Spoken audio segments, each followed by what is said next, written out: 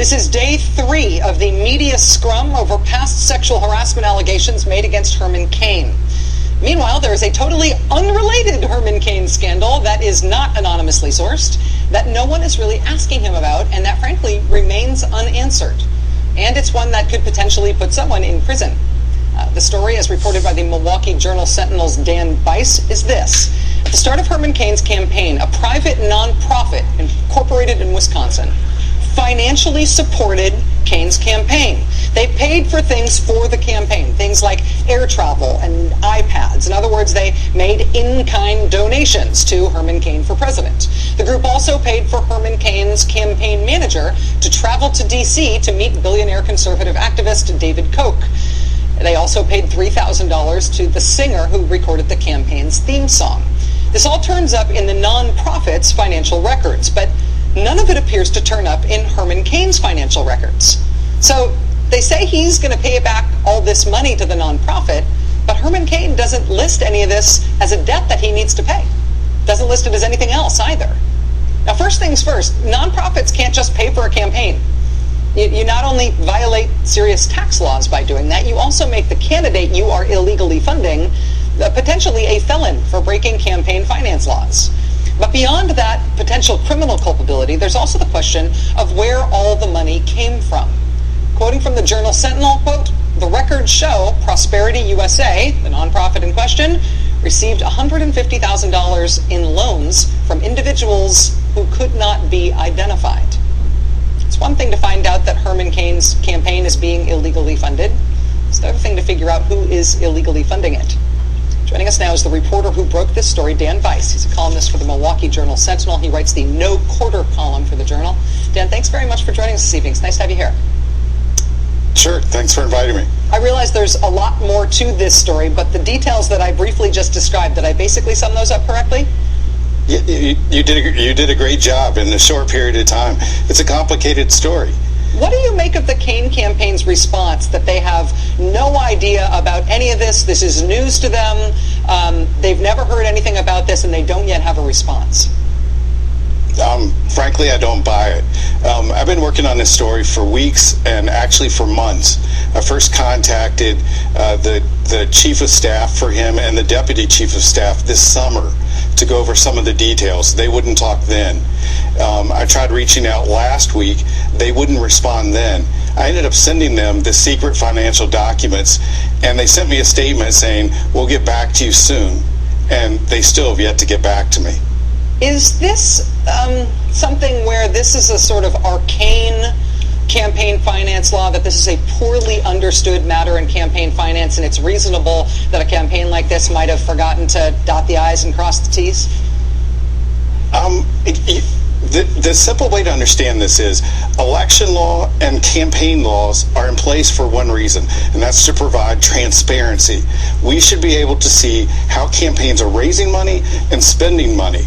And in this case, everything was done in secret. As you said, we don't know who the money was coming from, and without these secret financial documents being leaked to me, we wouldn't have known where it was going.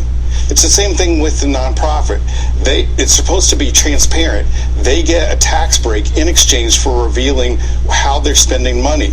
But this nonprofit never filed a 990, never filed any tax returns. The only way we're able to get this stuff is that some of the contributors apparently were very upset with what was going on with the nonprofit, so they contacted me. I received these records anonymously and was able to confirm them through other people.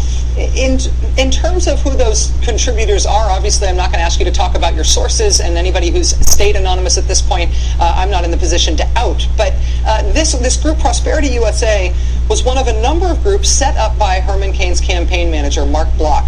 After he was sort of exiled from Wisconsin politics legally for getting caught in 2001 for having an outside group illegally fund a Supreme Court justice campaign. When Block was allowed to get back into Wisconsin politics, he signed up with Americans for Prosperity and founded these other groups that all conveniently have prosperity in their names. They weren't all nonprofits. They weren't all set up exactly the same way. But what were you able to figure out about who was funding these groups for Block? It appears that there are a certain number of conservative wealthy people who are given a lot of money, hundreds of thousands of dollars. You mentioned the loan. That's two individuals. One gave $100,000, the other one gave $50,000. That's the sort of money that we're talking about. And he set up three different groups, maybe four. Now, Americans for Prosperity is distancing itself from all of this, saying we had nothing to do with this. But if you look at the records, and I posted it all online, you can see there are transfers in and out from Americans for Prosperity to them, and then transfers between these groups. It's a rather intricate system that they set up. And you mentioned the situation with Mark Block, and Mark and I have known each other for a long time. He's been involved in Wisconsin politics for, I think, 39 years now, and I've been dealing with him for 19. So this isn't some sort of thing that we don't know each other. I contacted him, asked him all this stuff, and it's just amazing that he's decided not to talk at all. Dan, campaign finance is one of those issues, even when it's a scandal, that it's sort of hard to get people to pay attention to. One of the things that has received some attention for Herman Cain is that he doesn't seem to have much of a traditional campaign apparatus. Block, obviously a longtime political operative, but a lot of other people around him just seem to be from Americans for Prosperity, this group that was set up by the Koch brothers. Because of that, I think that this may actually be something that people end up following with some interest. I got to ask you if there is more to this story from your perspective. Do you expect to do further reporting on this? Well, I only wrote about what happened with the Cain campaign. These groups raised hundreds of thousands, perhaps millions of dollars, and we haven't gotten to the bottom of how that money was spent. But you're right, campaign finance stuff, it's hard to compete with sexual harassment. But there are interesting elements given the Koch brothers, Americans for Prosperity, and their involvement in this situation.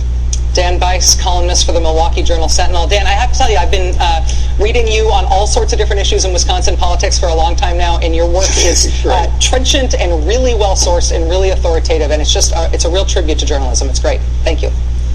Thanks. Well, and now in contrast with Dan Bice's excellent journalism, I have to tell you that what's coming up as the best new thing in the world today is caffeinated meat. Yeah, that's right, caffeinated meat.